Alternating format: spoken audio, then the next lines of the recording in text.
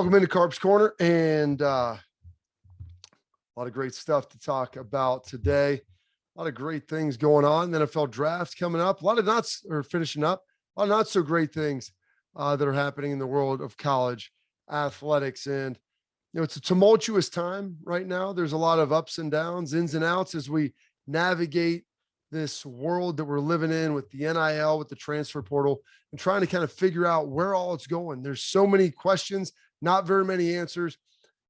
If you look out west in Phoenix, I believe most of the college commissioners are out there right now trying to get together to figure out how to solve this NIL, this transfer portal conundrum that, basically started off a little slow, but like anything else, people figured out ways around the rules. They figured out workarounds and the emergence of collectives and all of those different things. So we're going to dive in to a couple of different stories of those and kind of get into all that and see exactly what's happening.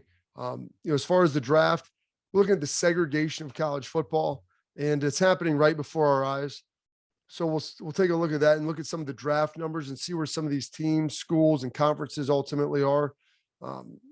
University of Texas, a little bit disappointing as well with where they're at and what their draft prospects looked like this year, because they were not good, not very good at all. But wanted to start off with the story Ross Dellinger put together. SI, college football reporter, absolutely tremendous, does a great job. And we're sitting here talking about, the NIL and the NCAA and their task force to try to solve the NIL problem. And there's some interesting things that they've already had in the books. And for a long time, you have to think about it, boosters were not allowed in recruiting at all. And that's still a law in the NCAA. Boosters are not permitted in recruiting. They're considered an extension of the athletic department. And so the NIL now, we basically just have, boosters are paying guys to come in, they form these collectives, and while they're legally still there and legally work, there are elements of it that when you sit here and look at it, maybe it's not all necessarily above board from an NCAA bylaw perspective. Now, if that gets challenged in court, how does that ultimately look?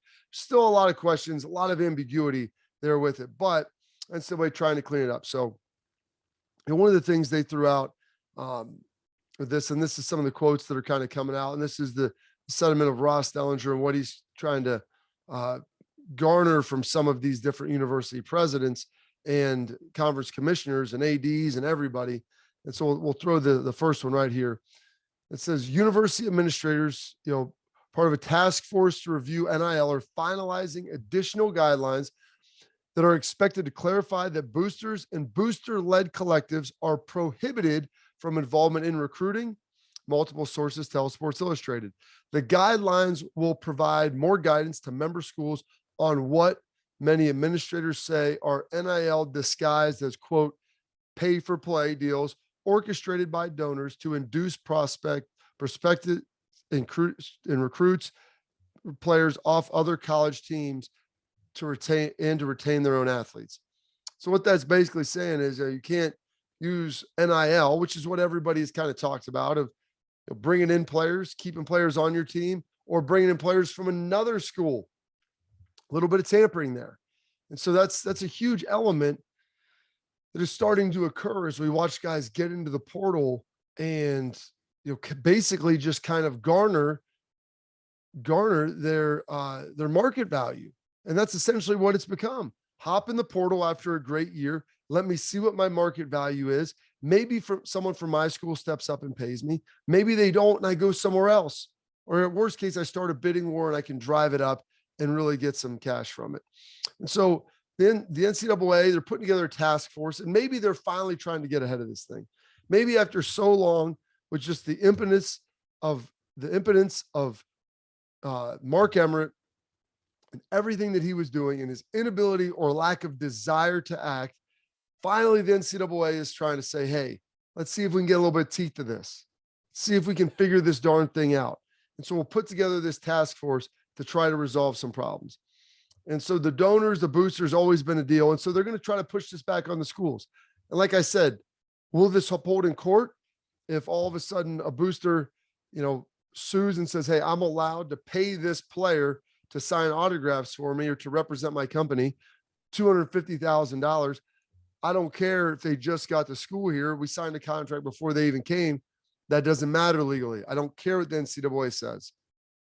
And while the NCAA thought they were omnipotent for a long time, the Supreme Court, bam, hammered them down with a 9-0 ruling and said, don't come back in front of this court with this nonsense anymore. It's either exploitation of, younger underserved athletes in underserved communities, or it's lack of free market. Either things are both un-American.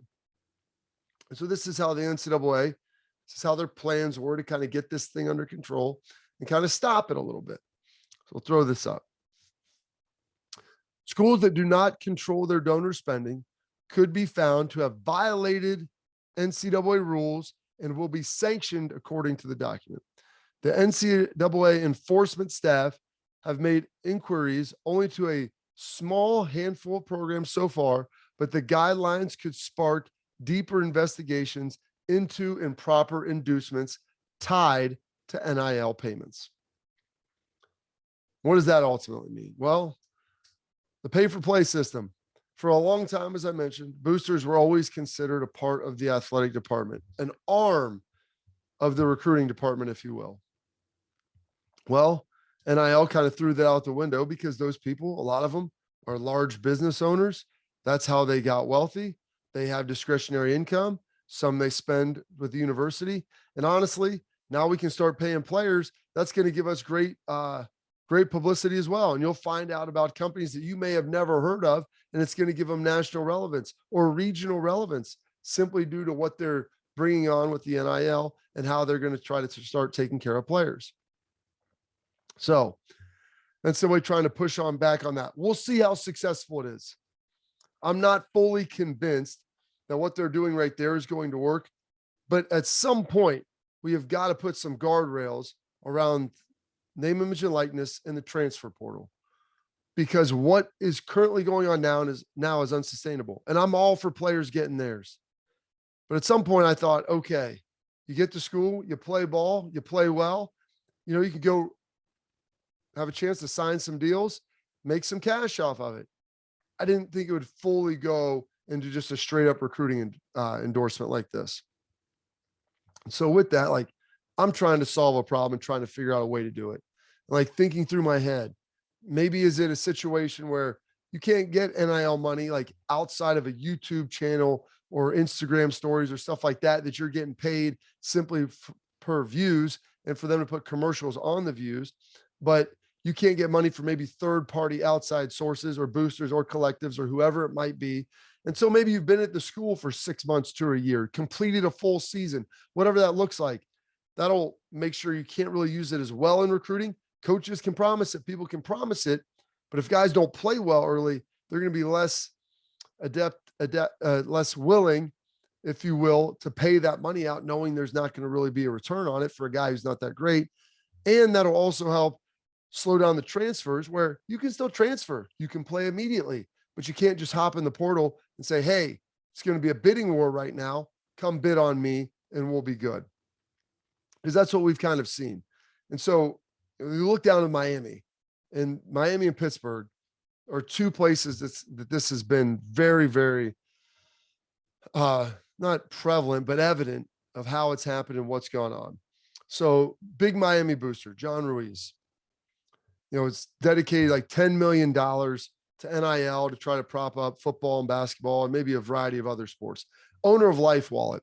It's a healthcare company. I would have no idea what Life Wallet was if it wasn't for this story and John Ruiz. So he's getting something done right there.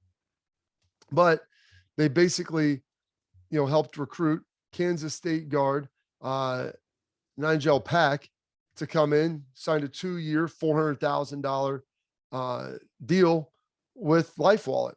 All right. It's not illegal. There's nothing wrong with that. But here comes the problem. When you start giving out big NIL deals to guys to come to your program, and you may already have guys there who don't have a deal or who have a smaller deal, now there's going to be an issue. And they're going to sit there and say, where's mine? And I want to renegotiate my deal or else I'm leaving. Well, okay, you can leave, but you won't take this deal with you. That's fine. I can go get a bigger deal elsewhere. And then so you had Isaiah Wong, who led the team to the Elite Eight, very, very talented player, had a deal with Ruiz and reaches out and says, hey, I want to renegotiate my deal. Ruiz says, no, no, no. We don't renegotiate deals. The deal is the deal. And that's how it is in business a lot of times. The deal is the deal. And that's how it works.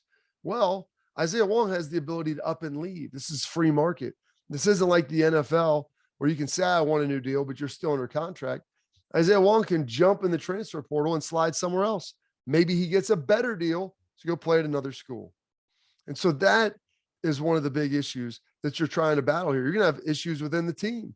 So you're going to have to make sure, since this is all public, that you feel like guys are getting paid their appropriate value. And if you bring somebody in, they better be pretty darn good, because you may have guys leaving. And so you're going to have to manage your current roster really well, manage the guys you bring in really well. And like I said, I'm all for the players getting theirs. I think it's great. I'm a proponent of it. I'm an advocate of it. Huge fan, but it's going to create a lot of issues. And so you have to find a way to build guardrails. And that's where they're trying now, the NCAA, also looking to crack down on collectives.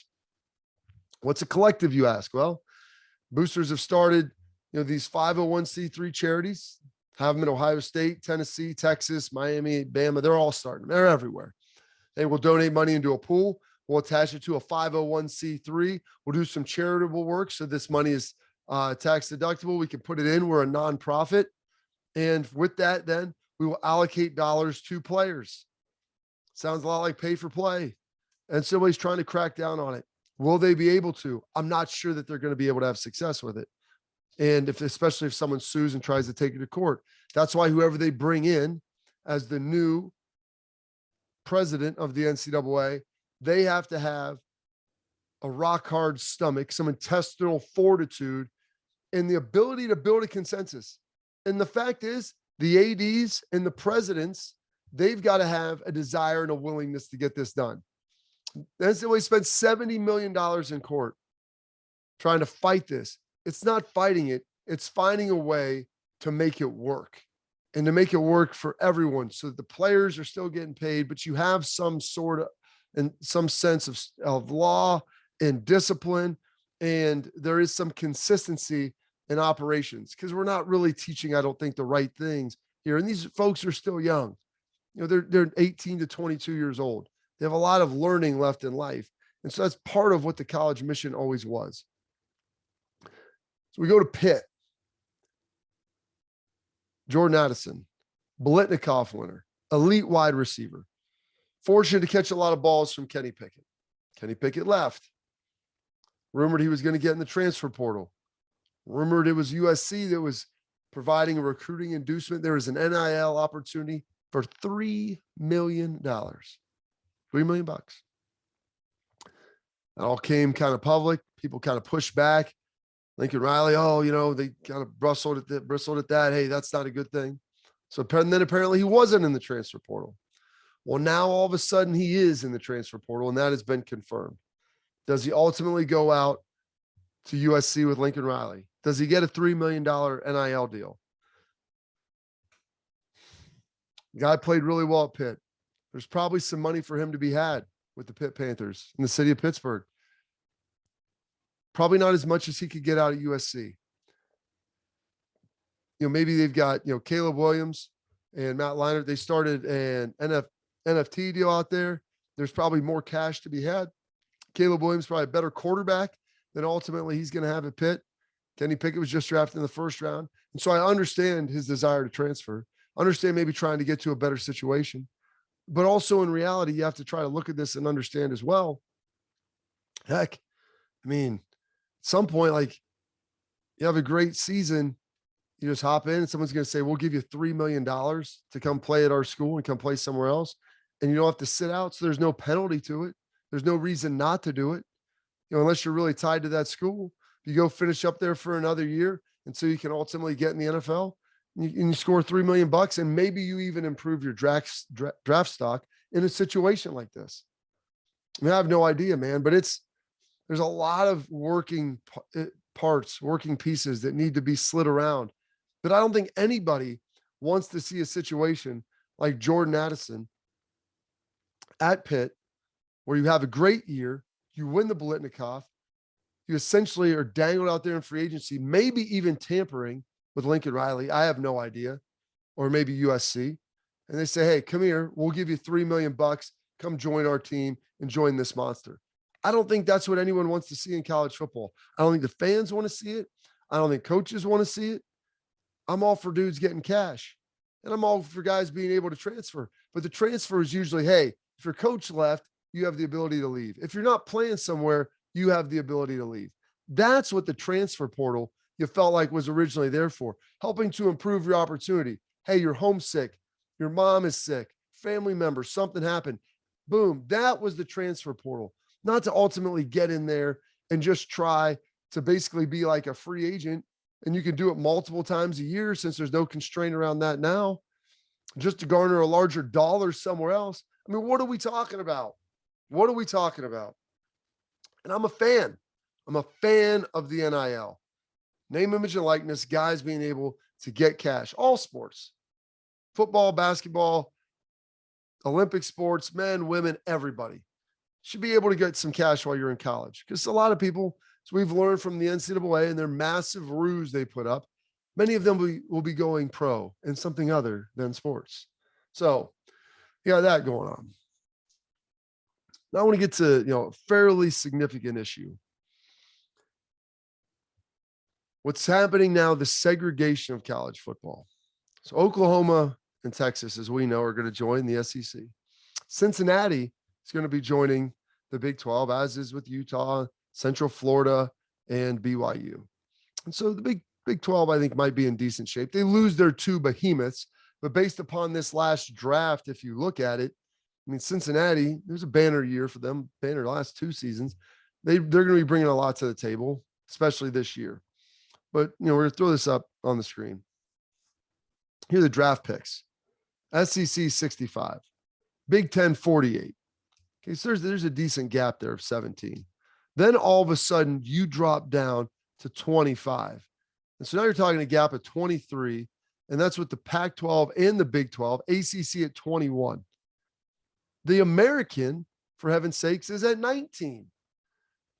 So as you look at that and you try to figure it out and understand it, like, my goodness, the Big Ten, they're in the process of renegotiating their TV deal, looking like it's going to be $1 billion annually. You throw in bowl money and some other things, probably about $80 million per school. SEC, they're sitting there about the same thing. Then you look at the ACC, they're around 30 million. Big 12, not even touching that. Pac-12, even worse. And so you see this delineation in talent starting to happen, where the Big Ten and SEC are kind of going this way and everyone else is kind of deviating down. Whether it's the fan passion, population bases, a combination of both. I always say, college football ratings are a composition of fan passion and population base. SEC, massive passion, not the biggest population base. Big Ten, pretty good passion, really good population base. East Coast, great population base, no passion. West Coast, great population base, no passion. And so those are elements they're trying to overcome. But guys don't really want to play in front of half full stadiums. And especially now when it's going to be even worse when schools like Clemson, who they can go raise money, they can do things, but they're going to be operating now at about a $50 million budget difference for TV deals between lower tier SEC and Big Ten schools, the Northwesterns and the Vanderbilts. They're going to be each getting 80 and Clemson be getting 30. So 50 million a year to try to overcome through fundraising and marketing, all those things. Like, that's a lot to handle. It's a lot. It's a big deal. It's a heavy lift. And so we're starting to see that. And it's evident now in the draft with the talent. Heck, Cincinnati had 9 guys drafted. Penn State had 8. Georgia had 15. But it's pretty evident though, as you see 65, 48, then 25, that, no one else is even getting close to 50, and the SEC sitting at 65. So that's where we're at, and it's real. And one of the biggest issues of that So we're going to sit here and take a look at this is Texas. Every year, Texas is back. Texas is back. That's what we have to hear. Probably from July, I don't know, mid-August until they actually play some games and lose. I think college football is better when Texas is good. But here's the reality for Texas. They had 0 players drafted this year. 0. That's incredibly difficult at a school like Texas. USC, through their doldrums, they're getting guys drafted. Bama, when they had issues, they're getting guys drafted. Clemson, Ohio State, Michigan, Penn State, Florida, Georgia, LSU, even when these teams have struggled, they still have gotten players drafted. Maybe not 5, maybe not 10, maybe not 15, but they're at least getting a couple. Texas had 0 players drafted. Cincinnati had 9. I understand this is a historic run for Cincinnati. And Texas, like, yeah, they're not in a great spot. Sark's there. He's only been there a year, so I'm not going to push this on him. A lot of it was Tom Herman. But take a look at Texas and Cincinnati. Okay, Texas, 0 players drafted. Cincinnati, 9. One more than Penn State, the most in the Big Ten. There's 3 recruiting classes that would really have been eligible for this draft. Now, I know there's COVID and guys got extra years and different things, but it's going to be the 2019, who would be 3rd years, 2018, that'd be 4th years, 2017 recruiting class, those would be 5th years. Those will be your 3 recruiting classes that will be eligible for this draft. 2017, the 24/7 rankings had Texas 25th, had Cincinnati 63rd. All right. Not that bad. Not a banner year for Texas. Cincinnati not doing great. 2018, Texas was 3rd nationally in recruiting. Those players will be 4th years right now. 4th year. Cincinnati 48th. 2019, 3rd again for Texas. Cincinnati 66th nationally in recruiting. 24/7 rank, composite rankings. So think about this. Their 3rd and 4th year players were 3rd top 3 ranked recruiting classes for the University of Texas. How in the heck can you put that together and not have any of them drafted? Any of them. It doesn't make any sense. Your development must be so poor. Guys must be leaving because it's toxic, all kinds of issues. Maybe Sark can turn it around. But man, they're going to be heading to the SEC soon. And they didn't have a great year last year. And listen, it's not recruiting. Recruiting's not the issue. But to have 0 players drafted at a school like Texas, unheard of. Unheard of. Especially when your 3rd and 4th years were top 3 classes in the country. Okay, the 5th year's 25th. I get it. A little bit less. But that's insanity when you compare it and juxtapose that with the Cincinnati Bearcats having 9, including 4th overall pick, and their quarterback going in the 3rd round. Unbelievable to see that. And so this is what Texas is dealing with. This is what they're battling. And this is college football, the sport that I love and care about. These are some of the main issues that they're having. So thanks for watching this edition of Carps Corner. Like, subscribe, comment, share it, do everything you can, and we'll talk soon. Thank you.